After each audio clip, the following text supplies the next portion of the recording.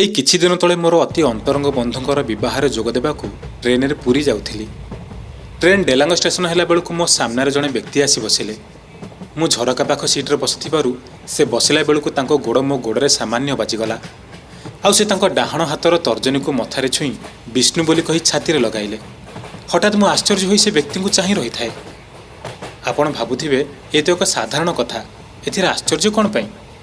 ପ୍ରକୃତରେ ସେ ବ୍ୟକ୍ତି ଜଣକ ଗୋଟିଏ ନୀଳ ଲୁଙ୍ଗିକୁ ଅଣ୍ଟାରେ ପିନ୍ଧିବା ସହ ତାଙ୍କର ଛାତି ପର୍ଯ୍ୟନ୍ତ ଛୁଉଁଥିବା ନିଶ ନଥିବା ଧଳା ଦାଢ଼ି ଆଉ ବେକରେ କଳା ଫିତା ଦୁଇ ସରିକି ଧାରଣ କରିଥିଲେ। ଜଣେ ମୁସଲମାନ ବ୍ୟକ୍ତିଙ୍କର ବାହ୍ୟ ବେଶ ପରିପଟା ଯେପରି, ସେ ଲୋକ ଠିକ୍ ସେପରି ସଚ୍ଚା ମୁସଲମାନ ପରି ଦିଶୁଥିଲେ। ହେଲେ ମୁସଲମାନ ହୋଇ ଗୋଡ଼ ବାଜିଲାରୁ ବିଷ୍ଣୁ କହିବା ବଡ଼ ବିସ୍ମୟ ଲାଗୁଥିଲା ମୋ ମନକୁ।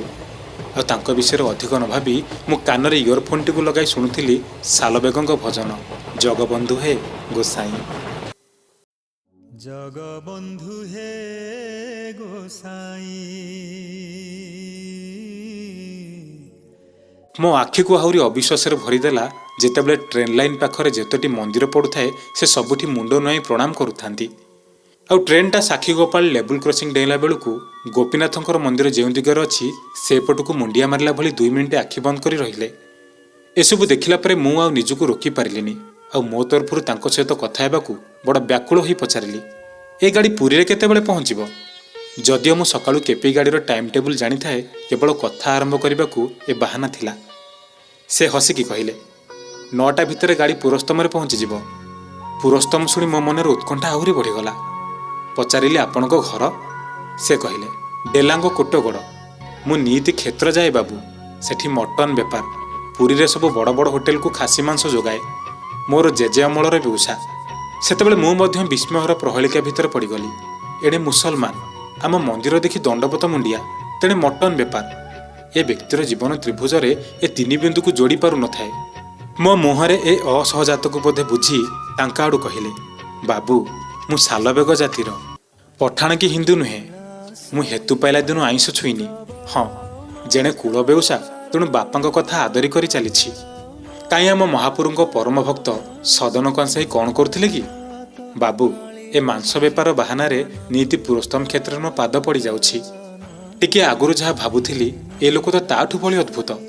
ପଚାରିଲି, ଆପଣ କ'ଣ ଜଗନ୍ନାଥଙ୍କୁ ମାନନ୍ତି? ସେ ମୋତେ ଢିମା ଢିମା ଆଖିରେ ତେରାଟିକି ଚାହିଁଲେ। ସତେଅବା କେତେ ବଡ଼ ଦୋଷ ମୋର ଏ ପ୍ରଶ୍ନରେ ରହିଯାଇଛି।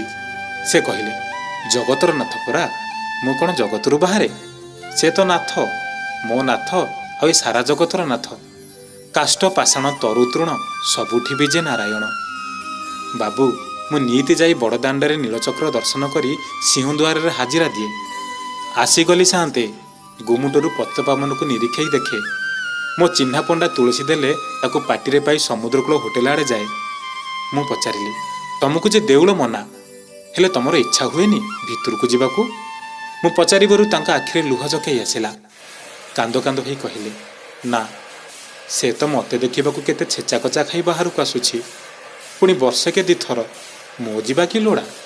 ଚାତକ ଭଳି ଚାହିଁ ରହିଥାଏ ମୁଁ ତା ଆଖି ଦିଟାକୁ ଦେଖିବି ବୋଲି। ସେ ବି ତାର ଚକା ଆଖିର ମୁହଁରେ ମୋର ଏ ଚରମ ଆଖିକୁ ଏମିତି ବାନ୍ଧି ଦେଇଛି ଯେ। ଏତିକି କହୁ କହୁ ଭୀଷଣ ଜୋରେ କାନ୍ଦି ଉଠିଲେ ସେ। କିଛି ସମୟ ପରେ ହଳଦିଆ ଗାମୁଛାରେ ମୁହଁ ପୋଛି କହିଲେ, ସାଲବେଗ କଥା ମନେ ନାହିଁ? ତା ପାଇଁ ପରା 7 ଦିନ ଅଟକିଥିଲା ଏ ବଡ଼ଦାଣ୍ଡରେ। ମୁଁ ମକ୍କା ମଦିନା ଯାଉଛି, ହଜ୍ କରିଛି, ଭାରତର ସବୁ ଧାମ ବୁଲିଛି, ହେଲେ ପୁରସ୍ତମ ହିମାଳୟ ହେଲେ ଆଉ ସବୁ ସମୁଦ୍ର ଗର୍ଭରେ। ଏଠି ତ ସ୍ୱୟଂ ଭଗବାନ ମୁକ୍ତି ବାଣ୍ଟୁଛନ୍ତି। ବାବୁ ମୋ ବାପା ଏଇଠି ମାଟି ପାଇଥିଲା। ମୋର ବି ଗୋଟେ ଇଚ୍ଛା, ମଲା ପର୍ଯ୍ୟନ୍ତ ତା ଦୁଆରକୁ ଆସୁଥିବି, ତା ନାଁ ଜପୁଥିବି, ଆଉ ମୋତେ ବି ଏଇଠି ଟିକେ ମାଟି ମିଳିବ, ଆଉ ମୁଁ ବି ମାଟି ହୋଇଯିବି ତା ପୁରସ୍ତମ ମାଟିରେ। ଏତିକି କହିଲା ବେଳକୁ କଣ୍ଠରୁଦ୍ଧ ହୋଇଗଲା ତାଙ୍କର, ଆଉ 2 ଆଖିରୁ ଗଙ୍ଗା ଯମୁନା ବହି ଚାଲିଲା। ମୁଁ ନିର୍ବାକ ହୋଇ ଚାହିଁଥାଏ, ଆଉ ମୋର ବି ସମାନ ଅବସ୍ଥା। ଗଲାବେଳକୁ ଏତିକି ପଚାରିଲି, ଆପଣଙ୍କ ନାଁ? ସେ ଲୁହ ଛଳ ଛଳ ହୋଇ କହିଲେ, ସାଧୁ ସା। ସତରେ ସାଧୁଙ୍କ ଭକ୍ତି ସବୁଠାରୁ ଅନନ୍ୟ। ଧନ୍ୟ ଭକ୍ତ, ଧନ୍ୟ ଜଗନ୍ନାଥ।